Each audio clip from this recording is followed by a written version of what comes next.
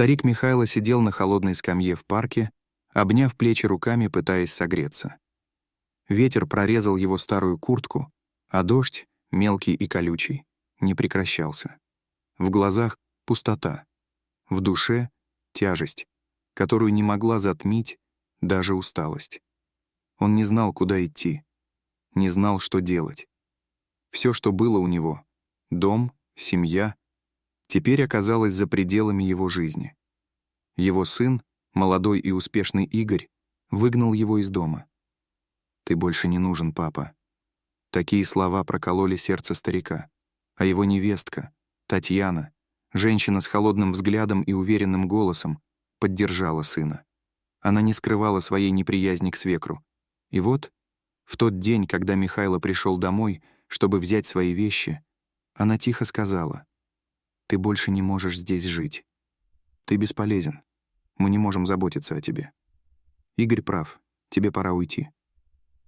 Старик не понимал, как все так быстро изменилось.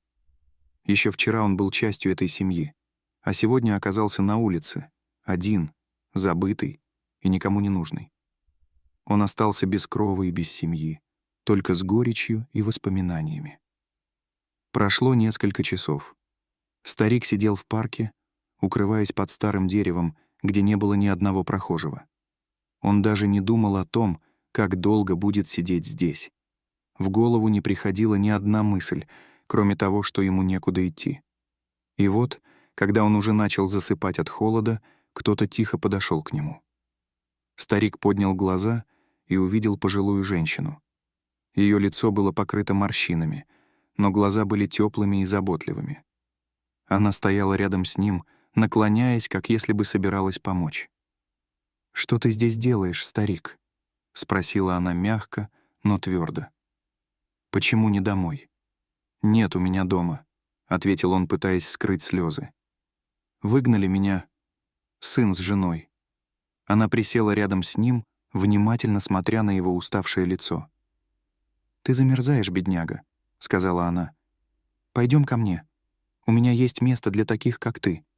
Пойдем». Он не мог поверить своим ушам. Кто эта женщина? Почему она готова помочь? Но, несмотря на сомнения, старик встал и пошел за ней. Она повела его через улицы, ведя, как если бы это был ее родной человек. Женщина привела его в маленькую, но уютную квартиру на окраине города. В доме пахло свежим хлебом, а в углу, на подоконнике, стояли цветы. Женщина накрыла на стол и предложила ему горячий чай. Старик, почти не веря, что это происходит, с благодарностью принял приглашение. Он почувствовал тепло, которое давно не ощущал, и это тепло не только от чашки, но и от самой женщины. «Знаешь, я тоже потеряла семью», — сказала она тихо, когда они сели за стол. «Моего мужа забрала болезнь, а дети уехали в другие города и не навещают. Так что я привыкла быть одна. Но я верю, что всегда можно помочь другому человеку, если есть силы и желание». Старик молчал, слушая ее. В его сердце что-то изменилось. Он почувствовал, что наконец-то нашел нечто большее, чем просто приют. Он почувствовал, что есть еще добрые люди на этом свете, которые способны подарить надежду. «Ты останешься здесь», — сказала женщина, когда он встал, чтобы идти. «Я не могу оставить тебя на улице. У меня есть кровать, и тебе будет комфортно. Я не могу обещать, что буду тебе семьей, но, может быть, мы будем поддерживать друг друга». Старик, который уже отчаялся, почувствовал, что, возможно, ему еще не поздно найти свой путь. Он понял, что, несмотря на боль и предательство, в мире еще остались люди, готовые протянуть руку помощи. И это было достаточным для него, чтобы начать новую жизнь, с надеждой и светом в сердце.